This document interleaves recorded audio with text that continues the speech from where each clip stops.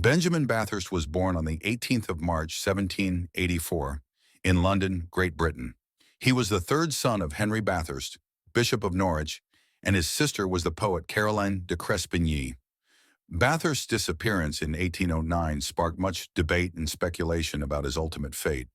His story is frequently used in science fiction stories based on a widespread belief, fostered by secondary sources, that his disappearance was particularly sudden, perhaps supernatural in nature. Modern research suggests the circumstances of Bathurst's disappearance were wildly embellished, and that he was almost certainly murdered. In 1809, at the age of 25, he was working for the British Diplomatic Service, and the government appointed him as their envoy extraordinary, which meant he had been selected for a very special mission. He had to travel to Vienna and persuade the Austrians to attack Napoleon from their side, while the British launched an attack through the Spanish peninsula. This had the potential to strengthen the alliance between Austria and Britain and lead to a positive outcome in the Napoleonic Wars, but the job was not without risk. If the French discovered that Bathurst was a British diplomat, they wouldn't hesitate to kill him. Even without the ongoing conflict, transport across Europe in those days was slow and dangerous. It would take weeks or even months to cross entire countries using horses and carriages on roads that were often not fit for purpose, with spies and bandits lurking around every corner, looking to hold up wealthy travelers and steal their goods. Bathurst reached Austria safely without falling prey to any highway robbers along the way. He gave the court of Vienna the message he had been sent to deliver and then began the journey home. He disguised himself as a traveling merchant to help him pass through Europe without detection and went by the name Coke. Armed with 2 pistols in his pockets and a few other small weapons in the back of the coach, he set off for home. His assistant, Herr Kraus, who was traveling with him under the assumed name Fisher, couldn't help but notice that Bathurst was unusually anxious. After all, he was over halfway through his mission and everything had gone smoothly so far, but something seemed to have spooked him. Some authors have stated that Bathurst was traveling with 2 companions, a secretary and a valet, but most sources only refer to Kraus, and as they were traveling incognito, it would make sense to limit the number of people in the party. On 25 November 1809, Bathurst and Kraus stopped in the minor German town of Perleberg, halfway between Hamburg and Berlin. They changed their horses and decided to eat at the White Swan Inn nearby. It was a shabby, dilapidated area offering nothing but a few rundown houses and cottages, and although it wasn't the most salubrious place in which a traveling diplomat could hope to rest, it had the advantage of being such an unimportant backwater that Bathurst could afford to hope that the French wouldn't stumble upon him here. Bathurst ordered a hot meal for the 2 of them and asked the landlord the name of the local police commander and where to find him. The innkeeper pointed him towards the home of Captain Klitzing near the town hall. The nervous diplomat went immediately to speak with him and told him he would be staying overnight at the White Swan, revealing that he felt he was in grave danger. It is unclear exactly what made him so frightened, but Klitzing agreed to loan Bathurst 2 bodyguards to protect him while he was in Perleberg, although Klitzing did point out that the nearest garrison of French soldiers was 80 miles away in Magdeburg, so he was sure that Bathurst's fears were unwarranted. Once safely back at the White Swan, Benjamin Bathurst locked himself in his room and burned some letters in the fire, seeing assassins in every shadow. Kraus was deeply alarmed by this skittish behavior. Just as they were settling down for the night, Bathurst announced that he had changed his mind and wanted to set out on the next leg of the journey straight away, rather than waiting until morning, as he believed it was safer to ride under cover of darkness. He sent the 2 bodyguards back to Captain Klitzing and then told Kraus that he was going to check on the horses. He left the White Swan Inn and walked around the corner toward the stables. Kraus was following him just a few strides behind, and no more than a few seconds had passed before Kraus turned the corner after his employer. But as he did so, he looked around in confusion. Benjamin Bathurst was nowhere to be seen. In a matter of moments, he had disappeared off the face of the earth. This was the last anyone ever heard or saw of the young British diplomat. Kraus searched for Bathurst everywhere, but there was no sign of him in the stables, in his room, or at Captain Klitzing's home, and he was at a loss to understand how he could have completely vanished in the space of under a minute. Klitzing was gravely concerned by the disappearance, particularly in light of Benjamin's chillingly certain words about being in danger just a couple of hours earlier. He impounded the carriage and luggage for safekeeping and moved Kraus to another inn in the town, stationing a guard at his door for their safety. As soon as the sun rose the next day, the police searched Perleberg thoroughly and questioned two merchants who had also been staying at the White Swan the night before, but it was obvious they had nothing to do with the incident. The river Stepanitz was dragged and bloodhounds sniffed their way up and down every street, but no trace of the missing British diplomat was found until Bathurst's fur coat was located during a house-to-house search in the home of a man named Augustus Schmidt. Schmidt's mother worked at the White Swan and claimed to have found it at the inn and thought it had been left there by one of the merchants, so she had kept it in case a reward was offered for its return. Augustus was known locally as a petty thief, so it seemed that while they may have been opportunists of questionable character, the Schmidts probably had nothing to do with the missing man. It was a perplexing case. The young envoy had apparently evaporated into thin air. When news of his disappearance reached England, Benjamin's wife Phillida immediately traveled to Germany, which was then Prussia, and hired an explorer named Heinrich Röntgen to search for him, but their efforts were in vain. Phillida even visited French Emperor Napoleon Bonaparte and begged him to reveal her husband's fate, but he denied all knowledge of Benjamin Bathurst and even offered his assistance in finding him. Sometime later, a pair of trousers was found in the forest by two women gathering firewood, and they were confirmed to belong to Benjamin Bathurst. Oddly, they had bullet holes in them but no bloodstains, and from the position of the holes, it looked as though the trousers had been hung on a tree branch for someone to use as target practice. This was inexplicable, as clothes of such good quality fabric would have been valuable, and the poor townsfolk would have been much more likely to keep or sell them than take potshots at them. Inside the trouser pocket was a note in Bathurst's handwriting saying that if anything happened to him, a French secret agent called D'Entraigues would be responsible. D'Entraigues denied having anything to do with Bathurst's disappearance and was murdered himself shortly afterwards. The German government were convinced the French were responsible, and the British agreed, accusing Napoleon's agents of killing the young diplomat for revenge. The French, on the other hand, believed that Bathurst was a typical foolish aristocrat and a young jackanapes with an inflated opinion of himself, and that he must have committed suicide without realizing what he was doing. Captain Klitzing, on the other hand, thought it more logical that a local Perleberg criminal had done away with Bathurst and stolen his money. Despite the British government's offer of a £1,000 reward, worth more than £100,000 in 2023, there was no progress and Bathurst remained missing, presumed dead.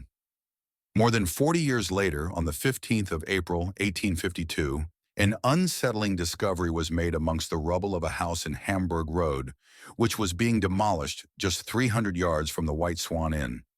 It was the skeleton of a man in his mid-20s, which matched the age of the diplomat when he went missing. After so many years, there were no distinguishing features remaining, but it was evident that the skull had been fractured. The obvious question was, who owned the house? It now belonged to a stonemason named Kieswetter, who bought it in 1834 from a Christian Mertens Jr. Interestingly, Christian had inherited the house from his father, who had been a servant at the White Swan Inn. The house hadn't been searched by Captain Klitzing's officers at the time because Mertens had a spotless reputation. But looking back with the benefit of hindsight, sometime after Bathurst's disappearance, Christian Mertens Sr. had given his two daughters a considerable dowry when they married, which amounted to more than he could ever have saved from his meager wages at the inn. This leaves us with the question, what really happened to Benjamin Bathurst? If he was killed by a French agent, how did his body end up in the Mertens home? If he was killed by the Mertens, either alone or in collusion with the Schmidts, how did his trousers end up in the forest being used for target practice? There were no signs of gunshot wounds on the skeleton, and the victim had met his end with a blow to the head with a blunt object.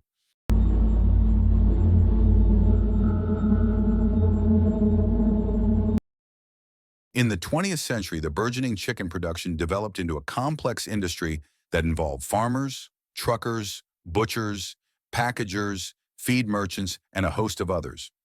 During the 1900s, rival gangs continued to use every illegal means, including murder, to control the marketing and processing of chickens and turkeys in what the newspapers dubbed the Poultry War, to distinguish them from the look-alike bootleg wars that were the scourge of the Prohibition era.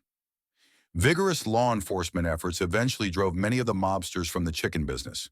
Still, when the United States entered World War II, enormous purchases made by the United States Army helped triple poultry prices. Meetings were held to adjust the differences between the ceiling prices and the cost of producing poultry. The threat of chicken confiscation or legalized hijacking did not deter the truckers carrying the bootleg poultry from southern Delaware. This led to one of the tragic murder cases in 1914. Barnet Baff was born in 1863 in Russia. He was also known as the Poultry Tsar because he later became a poultry dealer at the West Washington Market in New York City. Barnet Baff got married to Fanny Bear Baff, and they later gave birth to two sons, Harry Baff and William Baff. Baff Wholesale Operating dominated 80% of the live poultry moved to market in the New York metropolitan area. Because of his unfair business methods, great hostility existed against him among his competitors. On November 25, 1914, he was at his stall when a man approached him with a message that he was wanted outside. Baff stepped outside when two men walked up behind him. In true Godfather fashion, one of the men drew a pistol and fired two shots into Baff's back. One bullet hit the poultryman's shoulder, and the other pierced his heart. Harry Baff, his son, charged a group of retail poultry dealers with the murder of his father. He said that the actual shooting might have been done by hired gangsters or chicken thieves from the New Jersey freight yards, but he named a society of poultry men against whom Barnet Baff waged a bitter business war as the real instigators of the crime. When Mr. Baff made this charge, he had just returned from the burial of his father in the Washington Cemetery in Brooklyn, and it seemed as if his grief and anger over his father's death and the manner of it had been intensified by the funeral ceremonies. Although under instructions from the district attorney's office not to talk, he could not refrain from denouncing those whom he believes to be his father's murderers. "The trust didn't do it," he said with vehemence, "and the chicken thieves would never have done it without someone behind them. I know who did it. It was the crowd of retail buyers, and I know every one of them." Mr. Baff then named the group and told where they usually congregate. "And my father isn't the only one they want to get," he added. "There are two more independent dealers who have fought them, Mr. Pearson and the Live Poultry Auction Company. They tried to get Pearson once, and they will try again. They are going after the auction company, too. The murder of my father is only the beginning of a determined attack on those of us who have fought their crowd. They tried threats and bombs and assaults at first, and couldn't scare us off. Now they are trying murder. I expect to see someone else killed next by these same men unless the police can get them first. Mr. Pearson has a poultry market in the West Washington Market at 34 Thompson Avenue, a few doors from the stand of Baff & Son. About 6 weeks ago, he was assaulted by a gang of thugs in front of his place of business and badly beaten. These assailants, in the opinion of Harry Baff, were paid for the attack by the same group of dealers who conspired to bring about his father's death. The Live Poultry main offices at Auction Company are Main 425 West 14th Street, near West Washington Market. After more than 24 hours of uncertainty, with dozens of vague clues to mystify them, the police under the inspector were able to give a definite direction to their investigation. It was learned that they had 5 men under surveillance whom they suspected of being conspirators in the murder plot and were looking for one man who, according to their information, was the go-between for the conspirators and the gunmen. It was said this man was the one who could and probably would reveal the whole murder plot. His name and haunts are known to the police, but sooner than later, another name Cohen came up. Cohen was an Italian, 29 years of age.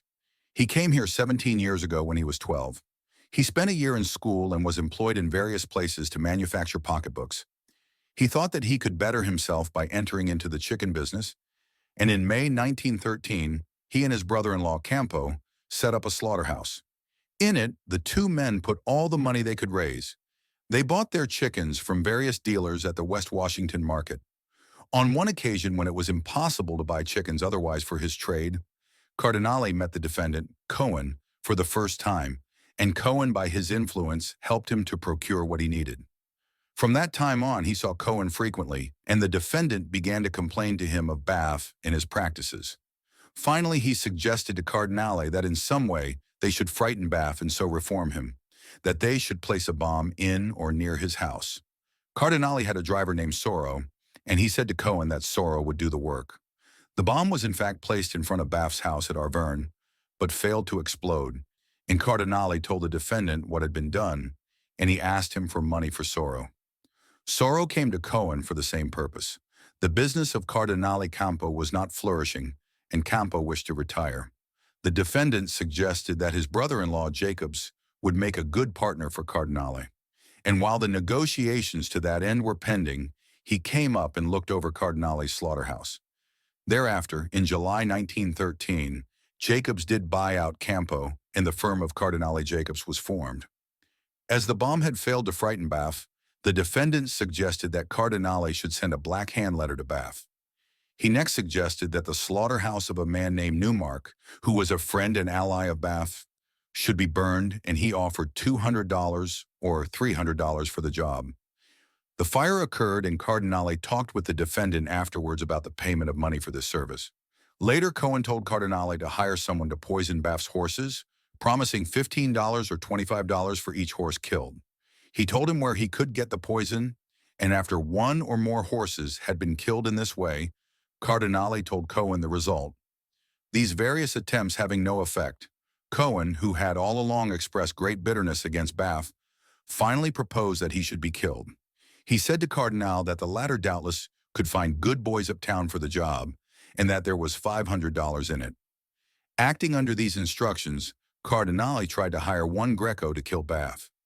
Greco, however, was not satisfied with the reward, and Cardinale told Cohen that Greco did not think $500 was enough. Cohen thought it was. Finally, Cohen came to negotiate personally with Greco. He met him and promised him $700. Thereafter, various schemes were made for the murder. It was first planned to shoot Baff at his Brooklyn market, and Cardinale discussed this matter with Cohen. It was next planned to shoot him at his 80th Street market, and Cohen was told of this fact. Then at 109th Street, then at Washington Market, where Baff had his principal place of business. Greco and his tools seemed afraid to act, and Cardinale told Cohen of this fact. Then Greco concluded that he would like a small rifle with a silencer. Cardinale told Cohen, and Cohen ordered him to buy one at a place in Hoboken. Meanwhile, Cardinale and Jacobs did not prosper in their business, and they sold out in September 1914. This did not end, however, Cardinale's interest in the conspiracy against Baff. He thought that his failure was largely due to Baff's actions, and Cohen, who had put up considerable money for Cardinale Jacobs, and who had lost in the venture, seems to have thought so also. The attempt to buy the rifle in Hoboken was a failure, and Cohen then sent Cardinale to Greco with $10 on the theory that Greco could obtain one. The rifle was bought and given to Greco, but although various plans were tried, Greco accomplished nothing. There were complaints about this delay, and he finally retired from the job. But he knew of two boys whose names the witness refused to give, who might do it, and he sent Cardinale to them. Under these circumstances, Cohen raised his offer to $1,000. The two boys refused to take the job for that sum, and Cohen then raised it to $1,500. Thereupon they accepted, and Cardinale brought one or both of them down to look the ground over. He told Cohen this fact. There were certain lofts over the stores in the market. It was planned to shoot Baff from one of these with the silenced rifle. Cohen was told this fact, and he took Cardinale up into one of the lofts to determine whether it was suitable for the purpose. The gunman wished to stay in this loft overnight so that he might have a chance at Baff when he came early in the morning, and Cohen brought bags for the gunman to sleep on. This plan was a failure, and later the gunman went to another loft from which he hoped to waylay Baff, and Cohen was told of this also.